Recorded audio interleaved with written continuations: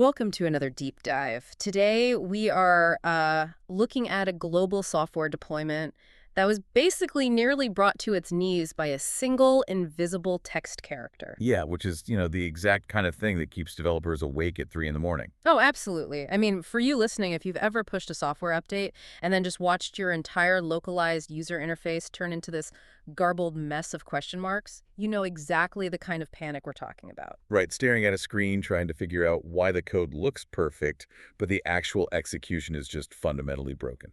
Exactly. So today we're opening up the hood on a massive software overhaul, specifically the installation and deployment updates for TurboCASH H5.4. It's a huge one. It really is. We've got this giant stack of release notes, bug reports, master setup scripts, and, I should mention modern diagnostic tools like Gemini and other AI assistants. They were used behind the scenes to help trace and map these regressions. Yeah, they're great for finding the needles in the haystack. Right. But the real story today isn't about AI at all. It's really about the gritty, hands-on human engineering that's required to modernize a highly complex legacy system. Because you can't just AI your way out of decades of legacy architectural knots. No, you really can't. So we're going to explore how a simple text encoding mismatch can break a global rollout. Why modern software installation demands a dynamic translation architecture, and how a phantom first run sequence can completely sabotage a custom application's branding. Yeah, it's all about that foundational logic. I mean, to make a system function seamlessly across multiple continents, you have to get the basics right. You can't build a modern skyscraper on a foundation where, half the bricks are speaking different languages. That is a great way to put it. So, okay, let's unpack this character corruption conundrum first, because, like you said, we have to start at the absolute foundational level. Right. Before you can deploy software globally, the underlying script files actually have to be readable. Exactly. And in the notes for the InnoSetup master file, the main setup script, there was this glaring bug. The sudden appearance of these ugly, broken character blocks showing up exactly where European accents, like an E with an accent or a C with a cedilla, should be. Yeah, just those weird black diamonds with question marks inside them. Yes. It makes me think of trying to play a modern Blu-ray disc in a 1990s VHS player. The machine doesn't just read it poorly, it fundamentally doesn't speak the same physical language, so it just spits out garbage. That's actually a really accurate analogy. The underlying physics of text rendering operate exactly like that hardware mismatch. The master setup file was likely saved in UTF-8 encoding. Which is the standard now, right? Yeah, UTF-8 is the modern standard for the web. It's incredibly versatile. Mm. But older versions of deployment tools and standard Windows ANSI text streams, they do not natively speak UTF-8. Oh, interesting. Right, they demand ANSI encoding, specifically a standard known as Windows 1252 or Western encoding, to properly display those specific European accented characters. Okay, so when I see that black diamond with a question mark in my deployment, that's essentially the software throwing its hands in the air. Exactly. It's saying, I don't know what this byte means. But okay, if I'm a developer looking at that broken accent in my script, my immediate instinct is to just, highlight the broken character, type the correct accent back in, hit save, and move on. Why wouldn't that work? Because the container itself is the problem. It's not the letters you're pouring into it. Wait, what do you mean by the container? So UTF-8 uses special invisible byte markers to identify those complex accents. When the older Windows text stream hits a UTF-8 byte marker, it doesn't recognize. It panics and drops that replacement block. Oh, okay. If you just retype the letter and hit save, the text editor saves it right back into that UTF-8 container. So the moment the compiler reads it again, The mismatch happens all over again. exactly, the byte marker mismatch triggers and the text recorrupts instantly. So you have to change the environment first. You have to fix the container. How does a developer actually break that cycle? There has to be a specific workflow, right? Yeah, the workflow requires strict discipline. First, you completely avoid touching the text itself. Okay. You open the master setup script in a high-quality professional text editor, something like VS Code or Notepad++. Standard Windows Notepad. Right, definitely not standard Notepad. Then, you look at the bottom right corner of the window. You'll see an indicator showing the current file encoding, and it will almost certainly say UTF-8. And then what? You just click it? You click that indicator, and you deliberately command the editor to save with encoding or convert to ANSI. Sometimes it's labeled as Windows 1252. So you are basically forcing the file to adopt the legacy format of the compiler. Yes, and only after you have saved the file into that new compatible container, only then do you paste in the cleanly restored native language text blocks. Wow, okay. So because the underlying file architecture now matches what the Windows text stream expects, those specific bytes are translated perfectly. Exactly. The characters remain stable and they won't recorrupt the next time you compile. That is so wild. Fixing that invisible encoding issue, I mean, that was the prerequisite that unlocked everything else we're talking about today. Oh, absolutely. You can't localize a UI if the script can't even hold the characters. Right. And it paved the way for this massive multi-language deployment overhaul for TurboCASH 5.4. The scale of this rollout is just staggering to me. It really is. They aligned nearly 150 localized language files and synced a whopping 295 languages. Now, if I'm tasked with translating something as simple as, like, required disk space into 295 languages, Don't think that. right, my instinct as a novice would be to just build 295 different installer files. You know, one for English, one for French, one for Vietnamese. But maintaining 295 separate applications sounds like an absolute maintenance nightmare. It would be completely impossible to maintain. I mean, think about it. Every time you issue a patch, you would have to manually compile 295 separate installers. Yeah, no developer's going to do that. No. The architectural shift required here is moving from hard-coded static text blocks to a dynamic custom message definition. Okay, so the core script is separate from the text. Exactly. The core installation script handles the mathematics and the logic, but it outsources the display text to a localized file. Walk me through the mechanics of that dynamic engine. How does the software know what to pull and when? Okay, so the installer script calculates the disk space required for the software. But instead of physically printing the words required disk space, 50 millibeats on the screen, the script contains a variable placeholder. Like a tag. Right, like an ID tag. During the installation, the engine checks the user's selected language. If they selected French, the engine reaches out to the French localized message file. Oh, and it searches for that specific variable ID. You got it. It finds the ID and pulls the French phrase into the wizard in real time. The installer is essentially acting as a universal real-time translator. That is so elegant. But adding new language support must require a very rigid mapping structure, right? To make sure that variable fetch doesn't fail. Extremely rigid. The release notes show that for every new language, developers have to create a flawless one-to-one mapping. So what does that mapping actually look like? You need the specific country or language code, and that has to map directly to the localized message file, usually a .isl file. And then that also have to map to the specific license file, like a .rtf file. Oh, because legal agreements change based on the region. Exactly. And the discipline required for that mapping is what makes future multi-language deployments scalable. By isolating the license agreements and language strings into these modular files, future updates don't require touching the master installer code at all. Right. So if the legal regulations in Cyprus change and the Greek license file needs updating, the development team just updates that specific Greek license document. Exactly. Yeah. The core engine never has to be rewritten or recompiled. The mapping specificities they added are fascinating, actually.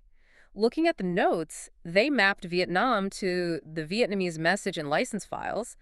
They mapped out regional dialects, too. Yeah, the English dialects are a great example of that. Right. Establishing a specific U.S. mapping with USA spelling and dialect, which is kept entirely separate from the default UK English. Because localization is more than just language, it's locale. Yeah.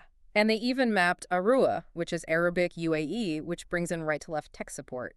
And from an engineering standpoint, shifting an entire application from left to right to left isn't just about flipping the words, is it?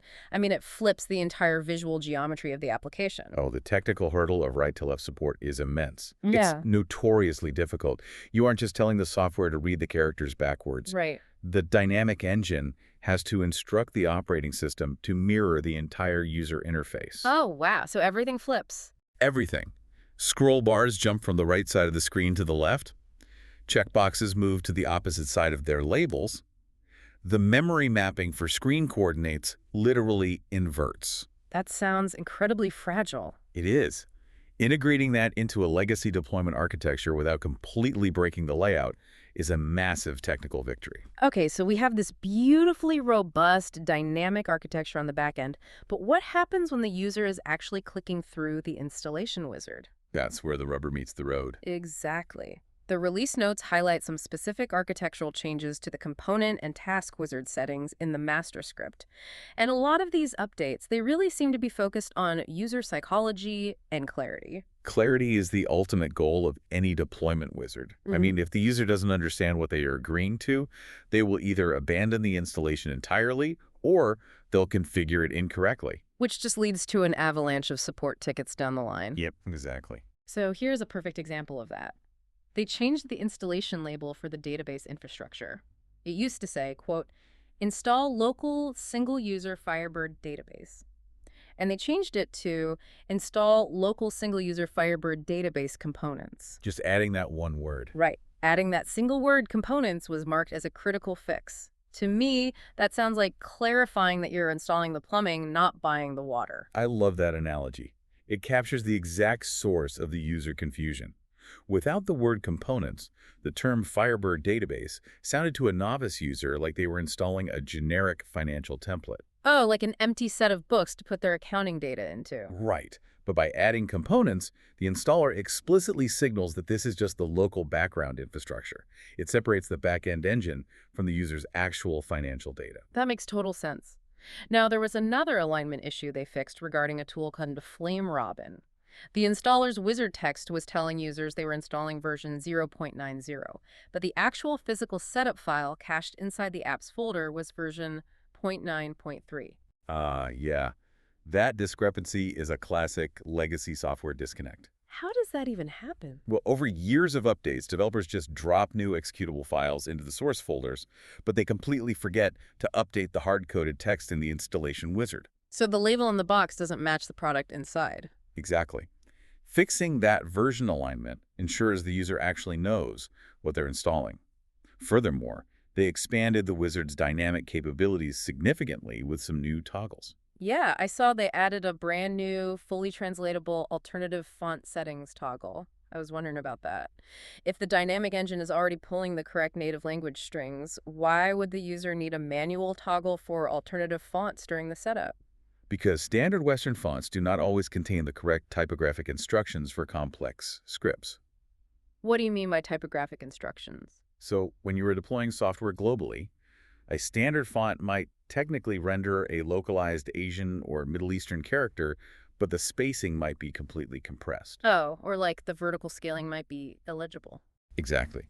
Giving the user an alternative font toggle right there during the wizard tasks ensures that the application is readable and usable from the very first launch. It accommodates those localized display types perfectly. Okay, so let's look at the timeline here. The backend encoding is stable, the language architecture is fully dynamic, the wizard is perfectly clear, the user checks the localized Launch TurboCASH box and clicks Finish. The installer did its job beautifully. A flawless install. Right, so they launch the application, and then the app throws all of that beautiful customization straight into the trash. Yeah, this is the painful part. We are dealing with a massive runtime regression. This is where the complexities of migrating legacy systems become aggressively apparent. Because they were migrating from older TurboCASH-5-4 systems up through OS Financial's version 5.1.0.300 and finally landing on this new TurboCASH-5.4 environment, right? Yes, you are layering new logic over decades of inherited behavior. And legacy systems, they don't like giving up control. Which resulted in this bizarre first-run sabotage. I mean, imagine you're a user setting up your custom accounting environment perfectly.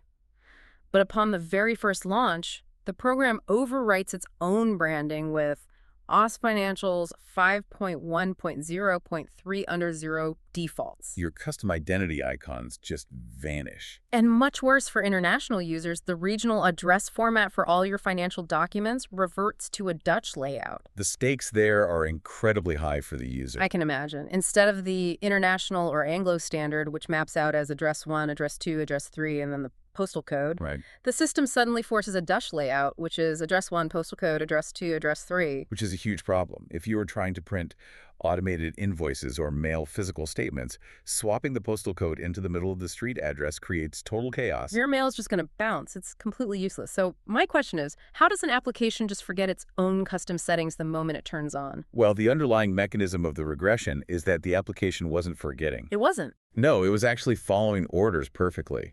It was just executing the wrong set of instructions. Oh, I see. The architectural expectation was that the address layout preferences would be stored in the database tables. Specifically, the system was supposed to look for a parameter value called Duce Quarter Layout. Okay. But the developers couldn't find that column in any of the database sets of books. Because the database wasn't controlling it at all. It was like a ghost in the machine. Exactly. These parameters were missing from the expected tables because they had been hard-coded directly into the older OS Financials executable, or they were buried within a protected initialization routine. So it's like setting up an incredibly intricate smart home system where the lights and temperature are programmed perfectly to your liking, but you didn't realize there's a dusty old-timer in the basement from 15 years ago. Oh, that's a good analogy. And at 8 a.m. every single day, it kicks in and overrides your smart system, plunging the entire house into darkness. That initialization routine was the dusty old-timer. That is exactly what was happening. During the first run sequence, the memory loads the executable, searches for an initialization file to tell it how to behave, and because of those hard-coded paths, it aggressively prioritizes the legacy defaults. From an old .ini file? Yes, an old off.ani file. It completely bypasses the custom tcache.ani configuration file that the installer just spent all that effort perfectly setting up. So it effectively nullified the entire custom branding and regional framework. Completely nullified it. How do developers actually defeat a hard-coded override like that? I mean, can you just delete the old initialization routine? You really can't just delete it, because other legacy parts of the system might still rely on it to function. If you delete it, you might break something else entirely. Oh, right, the domino effect. Exactly. It comes down to technical best practices for application lifecycle management.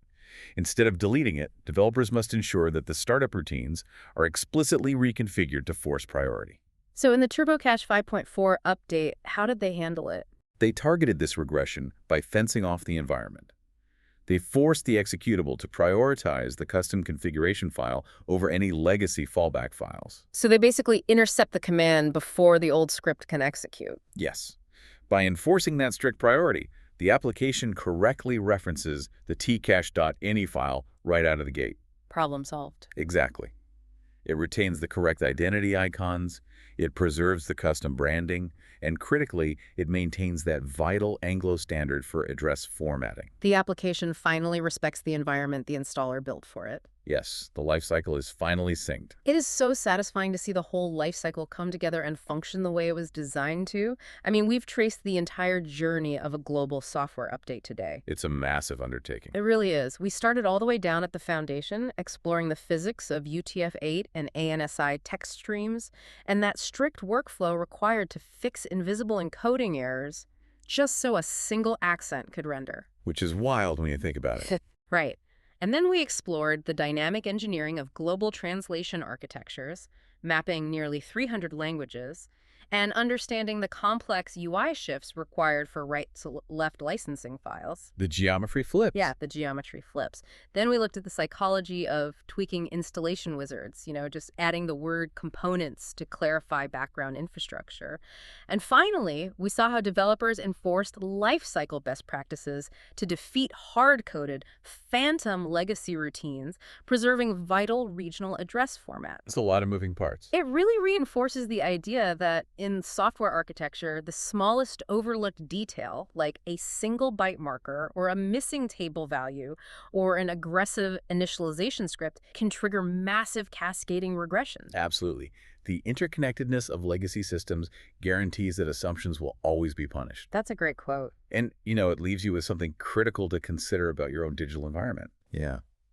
We've explored how hard-coded legacy defaults can silently sabotage a modern deployment during a first-run sequence, completely overriding the user's intent. Right. Makes you wonder, how many of the default settings in the software you rely on every single day aren't actually optimal choices for your workflow, but are just stubborn ghosts of old code that nobody has bothered to override yet? Oh, wow. That is a thought that will stick with me. And now I'm going to be staring at my applications wondering what invisible legacy ghost decided where my toolbars sit or why my menus are nested the way they are. They're everywhere once you start looking. I bet they are. Well, thank you so much for joining us on another deep dive today. For you listening, keep digging into the systems you use, check your encoding containers, and keep questioning the architecture around you. We'll see you next time.